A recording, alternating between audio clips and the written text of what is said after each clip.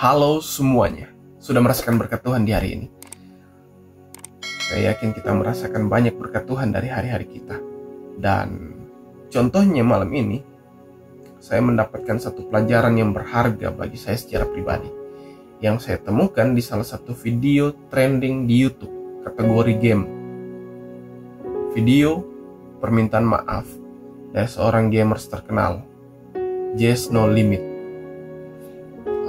Intinya adalah dia meminta maaf karena dia telah menggunakan joki orang yang membantu dia untuk mendapatkan posisi top global dalam Mobile Legends Season 6 kalau tidak salah, dan dia minta maaf. Saya tidak tahu apakah sangat salah menggunakan joki, karena saya pikir itu adalah hal yang biasa, tidak tahu untuk para gamers. Tapi dia minta maaf untuk itu. Yang menariknya adalah dia minta maaf setelah dia membaca salah satu ayat dalam Alkitab, dalam Amsal 28 ayat 13. Kalau saya tidak salah ingat, saya bacakan ayatnya. Siapa menyembunyikan pelanggarannya tidak akan beruntung, tetapi siapa mengakuinya dan meninggalkannya akan disayangi. Dia meminta maaf setelah dia membacakan Alkitab, ayat Alkitab ini. Menarik karena dalam kesibukannya membuat konten, dia masih menyempatkan waktu untuk mempelajari firman Tuhan. Sesibuk apapun kita, mari kita gunakan waktu kita untuk mempelajari firman Tuhan. Intinya adalah ini, setelah dia membacakan Alkitab, dia tergerak untuk meminta maaf untuk sesuatu hal yang bagi saya adalah hal yang sederhana. Dia tidak membunuh, dia tidak mencuri, dia tidak merugikan orang lain. Tapi saya tidak tahu, mungkin dalam cara mereka para gamers itu akan merugikan. Tapi intinya adalah itu bukanlah hal yang terlalu berpengaruh untuk masalah hidup dan mati seseorang. Tapi dia minta maaf. Dia minta maaf. Yang luar biasanya adalah ini. Saya ingin membagikan satu ayat dalam 2 Timotius 3:16. Segala tulisan yang diilhamkan Allah memang bermanfaat untuk mengajar, untuk menyatakan kesalahan, untuk memperbaiki kelakuan, dan untuk mendidik orang dalam kebenaran. Poinnya adalah, saat dia membacakan Alkitab, dia tergerak untuk melakukan kebaikan, memohon maaf. Dia tergerak untuk mengakui kesalahan. Pelajaran berharga yang saya dapatkan adalah kita tidak akan bisa bertumbuh kerohanian kita tidak akan bisa bertumbuh iman kita melalui diri kita sendiri. Kita tidak akan bisa menjadi baik tanpa mempelajari firman Tuhan. Terbukti malam ini dia membuktikan saat dia membaca Alkitab itu akan menggerakkan hatinya untuk melakukan pengakuan.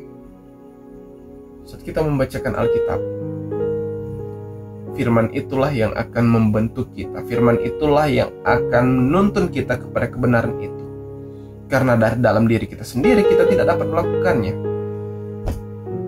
Saat manusia telah jatuh dalam dosa untuk pertama kalinya, maka kebenaran tidak ada lagi dalam manusia.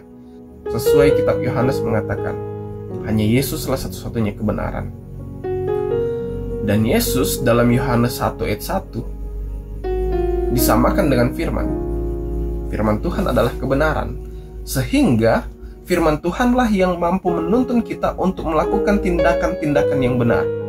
Tanpa merenungkan firman Tuhan, kita akan terus terjebak dalam pelanggaran. Kita akan terus terjebak dalam kesalahan. Hal yang sederhana mungkin, tapi ini menjadi pelajaran bagi saya secara pribadi yang saya harapkan bisa menjadi pelajaran bagi kita semua.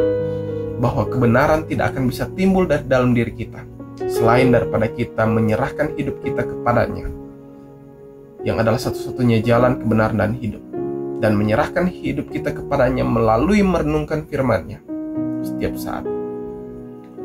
Wahyu 1 ayat 3 mengatakan, berbahagialah ia yang membacakan dan mereka yang mendengarkan dan yang menuruti apa yang tertulis di dalamnya, sebab waktunya sudah dekat. Kita hanya akan bisa bertumbuh dalam iman saat kita merenungkan firman Tuhan. Kita tidak akan bisa bertumbuh dengan tindakan baik kita sendiri. Kita tidak akan bisa berada dalam kebenaran dengan pola pikir kita sendiri. Pelajarilah firman Tuhan itu dalam kesibukan kita.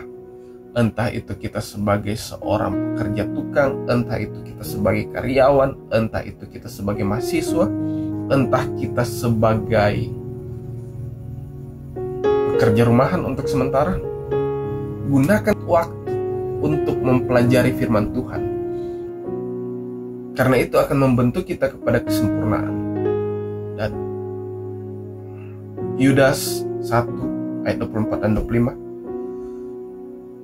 hanya dialah yang mampu menuntun kita kepada kesempurnaan, bukan oleh karena kemampuan kita, bukan oleh karena kesanggupan kita, namun karena firman-Nya, namun karena Dia, namun karena setiap kasih-Nya dalam kehidupan kita.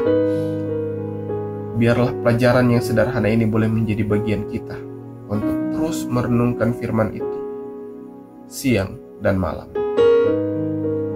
Tuhan memberkati kita semua, dan teruslah meyakini bahwa Allah mengasihimu.